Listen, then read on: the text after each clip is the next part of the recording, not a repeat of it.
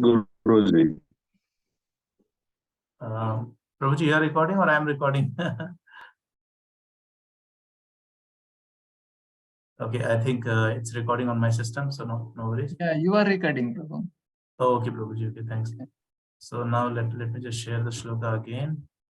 So word by word meaning. Aham, I, purā, formerly, atīta-bhave, in the previous millennium, abhavam became mune, O Muni, dāsyāḥ, of the maidservant too, but kasyāścana, certain veda-vādinām, of the followers of Vedānta, nirūpitaḥ, engaged, bālakaḥ, boy servant, eva, only, yoginām, of the devotees, śuśrūṣaṇe, in the service of prāvṛṣi, during the 4 months of the rainy season, nirvivikṣatām, living together. Translation and purport by His Divine Grace A.C. Bhaktivedanta Swami Srila Prabhupada ki jai. O Muni, in the last millennium, I was born as the son of a certain maidservant engaged in the service of brāhmaṇas, who were following the principles of Vedānta. When they were living together during the 4 months of rainy season, I was engaged in their personal service. This is being said by Narad Maharshi. Purport. The wonder of an atmosphere surcharged with devotional service to the Lord is briefly described herein by Sri Narada Muni. He was the one of the most insignificant parentage. He was not properly educated. Still, his complete energy was engaged in the service of the Lord. He became an immortal sage. Such is the powerful action of devotional service. The living entities are the marginal energies of the Lord, and therefore they are meant for being properly utilized in the transcendental loving service of the Lord. When this is not done, one's situation is called Maya. Therefore, the illusion of Maya is at once dissipated as soon as one's full energy is converted in the service of the Lord, instead of in sense enjoyment. From the personal example of Sri Narada Muni in the previous birth, it is clear that the service of the Lord begins with the service of the Lord's bona fide servant. The Lord says that the service of his servant is greater than his personal service. Service of the devotee is more valuable than the service of the Lord. One should therefore choose a bona fide servant of the Lord, constantly engaged in his service, accept such a servant as a spiritual master and engage himself in his, which is the spiritual master's loving service. Such a spiritual master is the transparent medium by which to visualize the Lord, who is beyond the conception of material senses. By service of the bona fide spiritual master, the Lord consents to reveal himself in proportion to the service rendered. Utilization of human energy in the service of the Lord is progressive path of salvation. The whole cosmic creation becomes at once identical with the Lord as soon as the service in relation with the Lord is rendered under the guidance of a bona fide spiritual master. The expert spiritual master knows the art of utilizing everything to glorify the Lord. And therefore, under his guidance, the whole world can be turned into the spiritual abode by the divine grace of the Lord's servant. Om Ajnanatirmirandasya Jnananjana Shalakaya Chakshur Unmilitam Yena Tasmai Shri Guruve Namaha Shri Chaitanya Manobhishtam Sthapitam Yena Bhutale Swayam Rupa Kadamayam Dadati Swapadantikam Vandeham Shri Guru Shri Yuta Padakamalam Shri Gurum Vaishnavamscha Shri Rupam Sagrajatam Sahagana Raghuna Tanvitam Tam Sajivam Sadvaitam Savadhutam Parijana Saitan Krishna Chaitanya Devam Shri Radha Krishna Padan Sahagana Lalita Shri Vishakhan Vitamsha He Krishna Karuna Sindhu Dinabandhu Jagatpate Gopesha Gopika Kanta Shri Radha Kanta Namastute Tapt Kanchana Gaurangi Radhe Vrindavaneshwari Vrishabhana Sute Devi Pranamami Hari Priye Vancha kalpatarubhyascha kripa sindhubhya evacha patitanam pavanebhyo vaishnavebhyo namo namaha. Jai Shri Krishna Chaitanya Prabhu Nityananda Shri Advaita Gadadhara Shivasadi Gaur Bhaktivinoda Hare Krishna Krishna Krishna Hare Hare Hare Rama, Rama Rama, Hare Hare. Mukam karoti vachalam pangam langayate grim yati bhatamam vande Shri Gurudina Taranam Paramanandam Shri Chaitanya Ishwaram. Hare Krishna. So I thank all the devotees who are participating today. So now we shall proceed. So today's topic is, like we understood from the purport, it is focusing on the devotional service. So before starting, I was mentioning a point that, we can think of a situation, the biggest magic you have ever seen. So the biggest magic, what I have seen till now, I've heard about it is, there was a person who could disappear the entire Taj Mahal. And that was in news for a long time. People were very, very, surprised to see that magic. But there is bigger magic than that. And that magic is the perfection which is received after we engage ourselves into the devotional service of the Lord. So devotional service is a bigger magic because it can change, it can transform, the person's entire life after life. And not only life after life, if a devotee is properly situated in Krishna consciousness and achieves the Supreme Personality of Godhead, then his 21 generations in the past and 21 generations in the next coming up generations are going to be delivered. So do you not think this is a bigger magic than the magic of somebody disappearing the Taj Mahal and taking some glorification? No, that is not a magic. That is just foolishness and just wastage of our time. But the real utilization of our time is that when we engaged in service of the Lord, and that way we can be good to our family and our generation, our ancestors, and our coming generation as well. So here, Prabhupada is giving a lot of stress on devotional service, and Prabhupada is also mentioning in the purport that how we should perform devotional service under the guidance of a spiritual master. It is not that we perform devotional service on our own. So I have some very small interesting stories. First, we will have the quick reference to these stories, and then we come back to the key learnings of the purport. And I think in the next 15-20 minutes, we should be able to done with the class. So let us hear that story. Prabhupada is mentioning the service to the devotees is bigger than the service of the Lord. I'm sure you would have heard the story of Kanchipurna, story of Varadaraja Perumal. So when Kanchipurna was doing the fanning service to the Lord, so Lord used to have conversation with him, personal conversation. He used to ask with him, what is happening in this street, what is happening in that street, what is happening in Kullapa circle, what is happening in Kempapura, things like that. Okay. So Lord was asking him personally, and Kanchipurna was, he was thinking, yeah, I'm very good. I've achieved the perfection. But if you're thinking Kanchipurna was perfect, then it is not correct.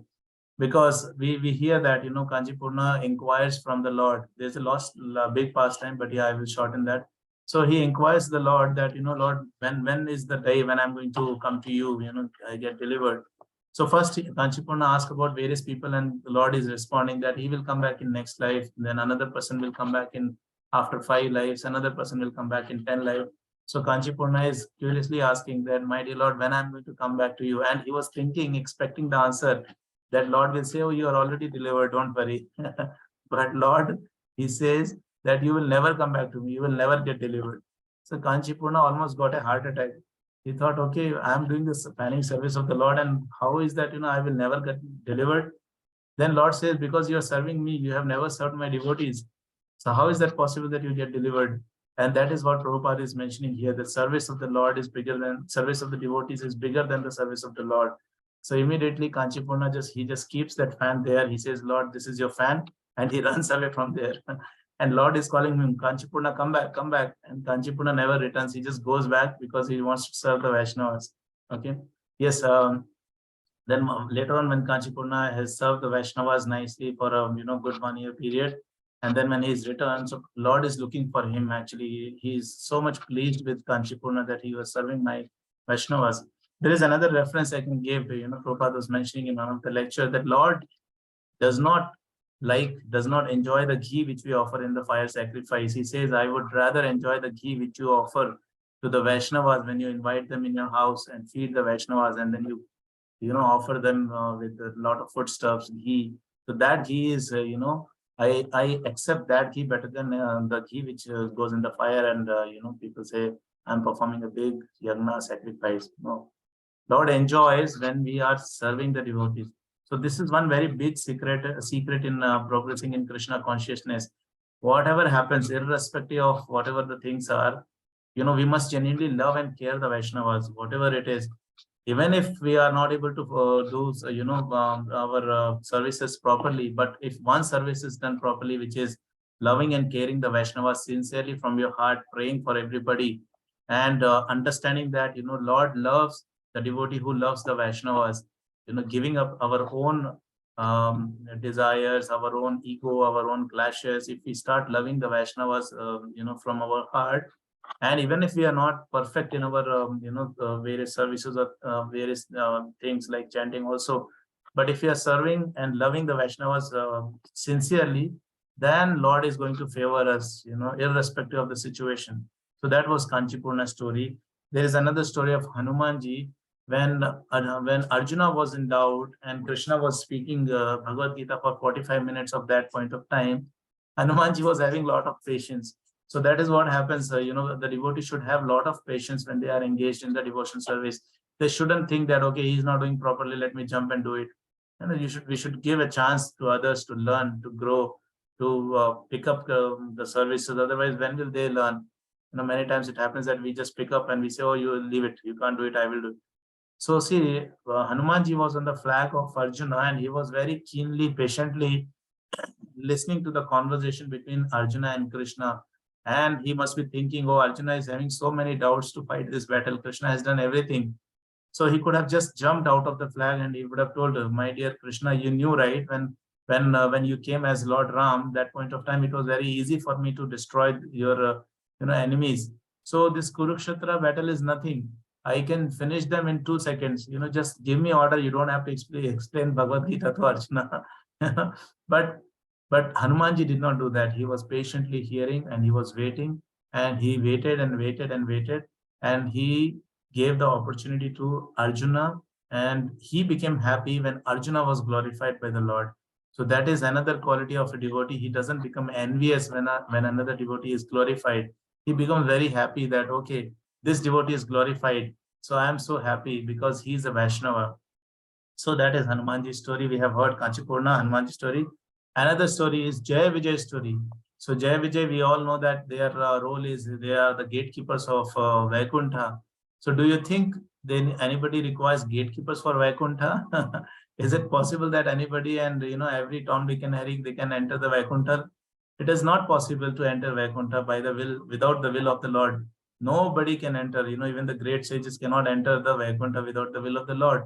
But then what is the purpose of keeping Jaya and Vijay as a gatekeeper of the Vaikuntha? So Jaya and Vijay were the gatekeeper of Vaikuntha, and they were guarding that nobody should come, right? They must be thinking, and they are very big devotees. So they knew that, without the will of the Lord, nobody can enter Vaikuntha. So they could have just sat together and they could have gossiped that, Jay, Vijay, what is happening? Lord is simply putting us outside. There is no need. Let us go. Let's sleep off.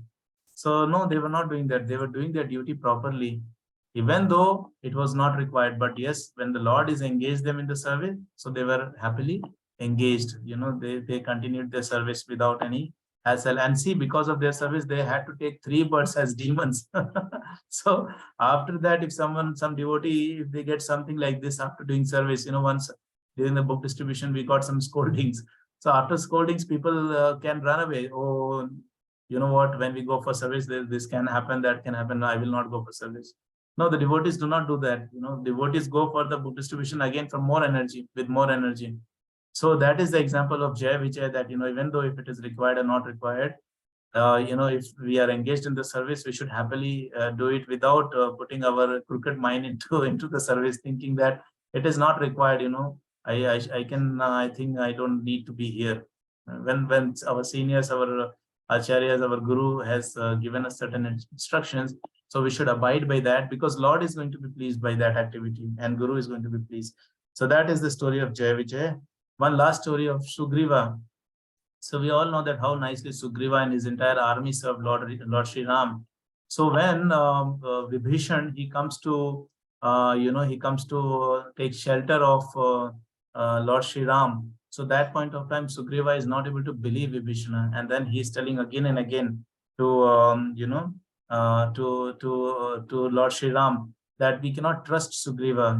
Sugriva is not trusty. He is coming from the demon family, and demons are not at all trusted.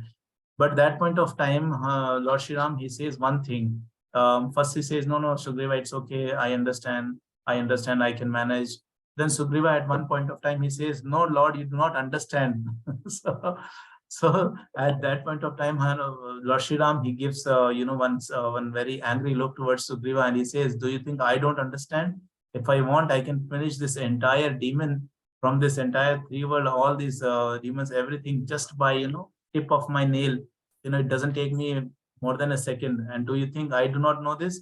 When Lord Sri Ram spoke with gravity like this, that point of time, Sugriva, he understood, and then he realized, oh yes, my dear Lord, I understood. So we see that Sugriva used to, he used to love the service of the Lord, and sometimes he used to get carried away. Another incident we see is Sugriva, when he sees Ravana for the first time, he was so angry, he was so upset seeing the Ravana that he just jumps from, where Lord Ram is standing, and they're all watching Ravana from very far distance, that Ravana is on the terrace of his palace. So that point of time, they're all watching this one Ravana, and that one time suddenly Sugriva jumps from this side to the other side, and they all see that Sugriva is also there on the same terrace where Ravana is standing. And there's a battle going on, and Lord Sri Ram is wondering, how did this guy jump? Why did this guy go and start fighting Ravana without even taking permission, without even asking me anything? And out of anger, Sugriva, he just jumps and he gives a very big fight to the Ravana. And Ravana was a Mayavi. He started using his demonic powers. And that point of time, Sugriva had to escape from there. And when Sugriva comes, so that point of time, Lord Ram is not very happy. He was very much concerned about Sugriva. And he says, Sugriva, you should have taken permission. You shouldn't have jumped like this.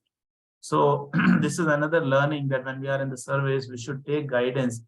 Sometimes we get carried away by our emotions, thinking that I know better than anyone else, and I can take this decision quickly. So we should take guidance on this such gravity issue where things can go wrong. So these were various examples of the stories which we have heard, where we can see how devotional service is so powerful, and what are the precautions we need to take when we are performing the devotional service. First thing, we should perform the devotional service with a lot of love, not by force. We should understand that this particular seva, it is the biggest magic.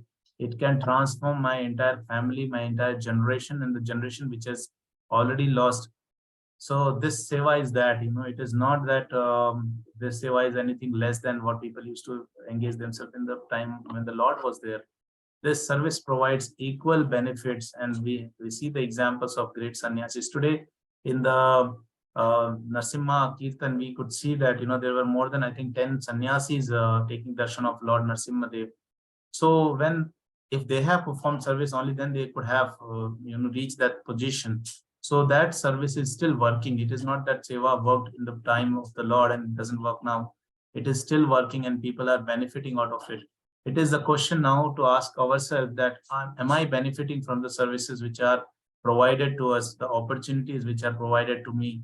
Am I benefiting? And sometimes devotees give excuses that, I have this problem, that problem. So to that, we can see in the scriptures that, we do not have the problems like Prahlad used to have.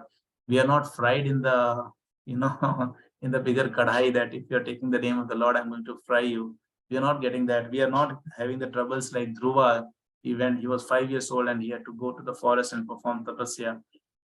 Our position is not like Shabari, who had to wait for so many years together, patiently alone, waiting for Lord Sri Ram. Our situation is not like Vibhishana. Vibhishana was alone in the entire demonic kingdom, and he used to nicely take the name of the Lord. When we are going to office, we say, Prabhu, everybody is a non-devotee, only I am a devotee. It feels very bad. But see, Vibhishana was staying in a place where entire country was demonic, but still he was nicely practicing his devotional service. So devotional service hurdle is not these external things. Hurdles are our mind, our own mind. which create so many hurdles. So when the mind is cheating us, we can, with the intelligence, with the source of intelligence, we can cut that, darkness by understanding that, there are so many devotees who have performed devotional service. So why I cannot do it? I have much better situation. I have a circle leader. I have Bhakti Riksha leader. I have a sector leader. I have a temple. I have so many services. I stay in a country called India. I have so many dham visits. So in spite of all this, if we are not able to take advantage of this wonderful situation, then that will be a big misfortune. So there's one thing which always takes us away from the devotional service. People want to take part in service. People want to grow in Krishna consciousness, but people do not want to give up the sense enjoyment. So that is one thing which which stops, which comes in our way when we want to progress in Krishna consciousness. And what kind of sense enjoyment we are talking about? If somebody is a meat eater, so that sense enjoyment is not very good, because it gives you so many diseases. If somebody is enjoying drinking, that sense enjoyment is not good because it is giving you death in the end. Somebody is attached to smoking, that sense enjoyment is not good. Somebody is attached to the women, it is not good because it is going to give you biggest diseases. So what kind of sense enjoyment we are looking for? Prabhupada says sense enjoyment is for hogs and dogs. Prabhupada I was listening to one lecture in Hindi. He says sense enjoyment to suwar ka kaam hai, kutte ka kaam hai. So in the human body, if we are doing the acting of the hog and dog, then we are cheating ourselves. Correct? We know the story of Indra. He became a hog and he wanted to enjoy his hog life. He says, "See, I'm nicely enjoying this, this bed of stool, and I have so many wives. I have, dozen of beautiful, cute childrens." So when Brahmaji was calling Indra, come back to your position, he was not able to come out because he was thinking that he is enjoying. So Prabhupada is saying, a jiva, he is thinking that he's enjoying, but he's not enjoying. He's caught, he's bound by this maya so badly that he's thinking that he's enjoying all those things. But see, he's having so much of hard work just to achieve small sense enjoyment. And along with the sense enjoyment, he's getting a lot of karmic reactions. And then he's going to suffer badly. So we have to ask ourselves this question, that is this a real sense enjoyment? Is this a real enjoyment? That is not enjoyment. It is only, like a camel when he's eating the thorns and the blood is coming in his tongue and he's thinking that I am getting nice taste. It is his own blood which he's tasting.